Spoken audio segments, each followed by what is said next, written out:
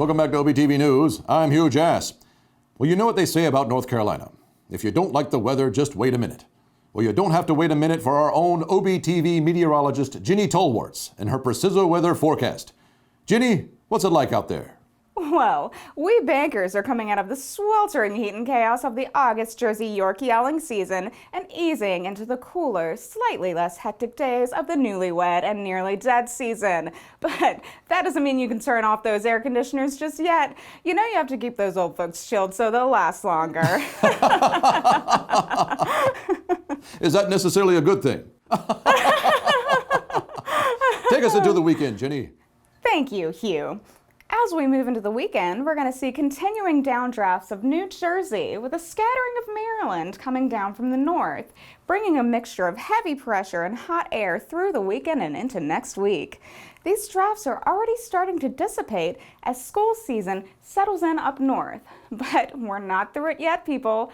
Be aware of massive accumulations in grocery stores and other public areas where the enclosed spaces make them especially blustery. Also, with Maryland in the mix, keep a watch for unstable road conditions. And speaking of road conditions, expect the regular weekend flood of Virginia, starting as early as Friday morning and staying consistently thick until early Sunday evening.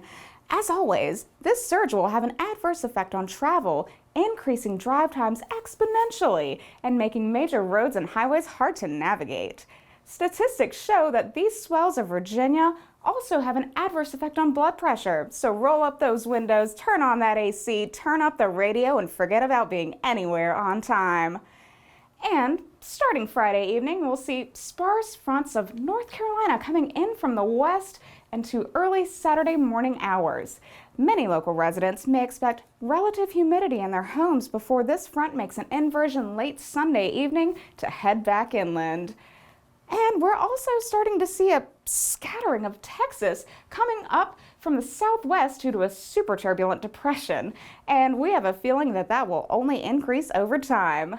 We expect that they might linger in the area until that super turbulent depression inevitably makes its way up here. And we have an advisory for a probable tropical disturbance coming up from Florida, bringing a lot of pollutant moisture to the area. In that event, we recommend staying upwind and avoiding the vapor trail. But that won't stop them from coming.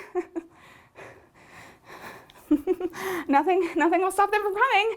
Nothing. They're coming in from everywhere, Hugh. Every side, bringing their hokey accents and their screaming kids. It's an invasion. We can't escape. There's nowhere to go. There's nowhere to run. Ginny, you're all right. Calm down. It's only a graphic. It can't hurt you. Well, now, like I said, it's newlywed and nearly dead season, so seek shelter if you see any angry brides, and expect an hour to 2 hour wait at all the restaurants with buffets. Back to you, Hugh.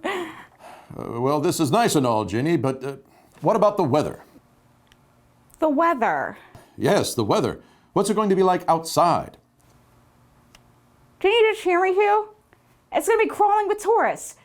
Who gives a damn what the weather will be like? They sure don't. Well, what are we supposed to tell people who are making weekend plans? Keep your ass inside.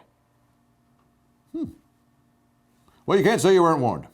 For OBTV News, this is Hugh Jass saying, any way the wind blows, doesn't really matter to me.